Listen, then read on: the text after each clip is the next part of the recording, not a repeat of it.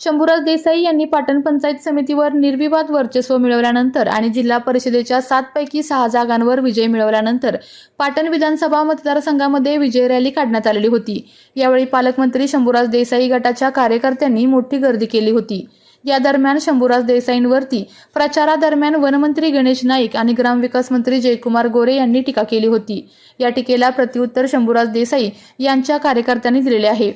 टांगापलटी, घोडे फरार अशा प्रकारचे पोस्टर लावून त्यावरती जयकुमार गोरे आणि गणेश नाईक यांचे फोटो लावण्यात आले होते।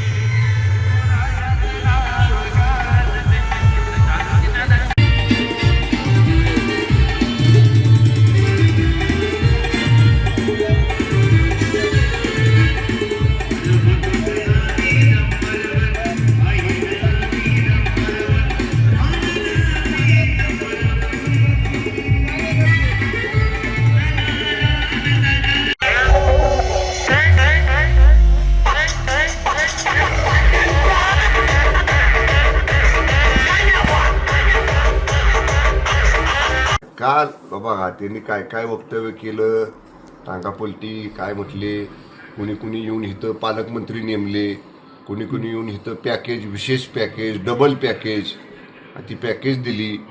पण काय त्याचा परिणाम झाला? हा मतदारसंघ स्वर्गीय लोकनेते बाळासाहेब देसाई साहेब, स्वर्गीय आबासाहेब यांच्या विचारावर चालणारा मतदारसंघ आहे। देसाई परिवाराच्या 4 पिढ्या जनसेवेमध्ये या मतदारसंघामध्ये आम्ही आहोत।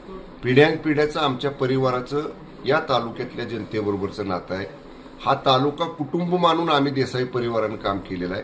त्यामुळं असं कुणाचं डबल टिबल पॅकेज, कुणी दुसरा पालकमंत्री नेमला इथं आणून आणि कुणी काय टांगा पलटी आणि घोडे काय म्हणले फरार, ह्या अशा गोष्टीचे किती जरी वक्तव्य केले तरी आमच्या मतदारसंघातली जनता अशा पद्धतीच्या वक्तव्याला बिलकुल थारा देत नाही। आणि मी म्हणलं तसं जनता आमच्या पाठीची, त्यामुळे असे किती नेते आले आणि किती वक्तव्य केली तरी त्याची आम्हाला चिंता करण्याची गरज नाही।